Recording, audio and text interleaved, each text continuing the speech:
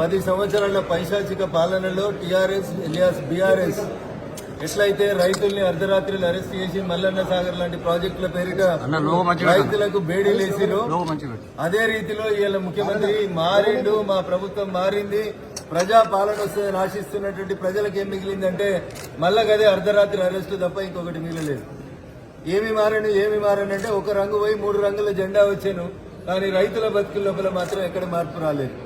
నిజంగా ప్రాజెక్టు కట్టాలనే ఆలోచన ఉంటే ఫార్మాసిటీ పేరిట గత ప్రభుత్వం ఎక్వైర్ చేసినటువంటి భూములని, ఫార్మాసిటీ పేరిట డెవలప్ చేసినటువంటి భూములని ఫార్మా కంపెనీలకు ఇవ్వకుండా పాత ముఖ్యమంత్రి, పాత టీఆర్ఎస్ పాలకులు ఏ తప్పులు చేసిరో, నేను గజ్వేల్కు ముఖ్యమంత్రిని, నేను సిద్దిపేటకు మంత్రిని, నేను సిరిసిల్లకు మంత్రిని ఈయన కొడంగల్కి తీసుకుపోయి కూడా పెట్టి, ఆయన గజ్వేల్కి గడా పెట్టుకుంటే ఈయన కొడంగల్కి కూడా పెట్టుకున్నాడు.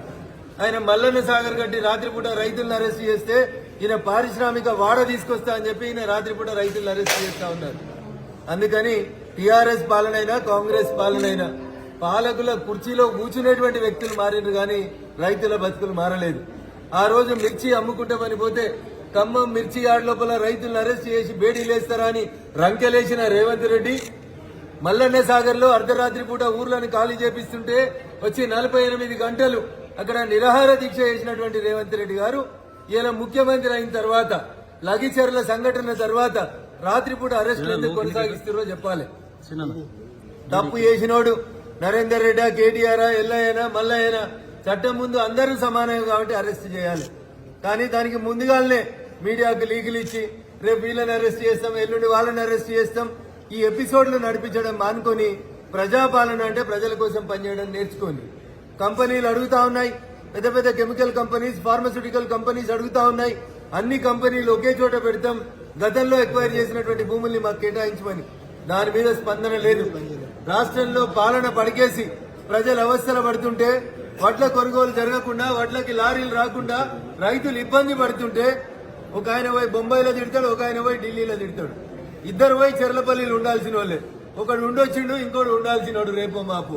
ఇంతకు మించి పెద్ద తేడా ఏం లేనట్టే కనబడతా ఉంది.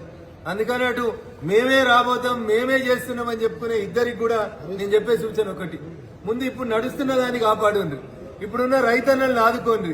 మూసీ పేరిట, హైడ్రా పేరిట వడ్ల కొనుగోలు జరపక, సన్న వడ్లు కొనుగోలు చేయక రైతుల్ని ఇబ్బంది పెడుతున్నటువంటి రాష్ట్ర ప్రభుత్వం ముంబైలో నువ్వు చేసేదేం లేదు, ఢిల్లీలో పోయి ఆయన చేసేదేం లేదు.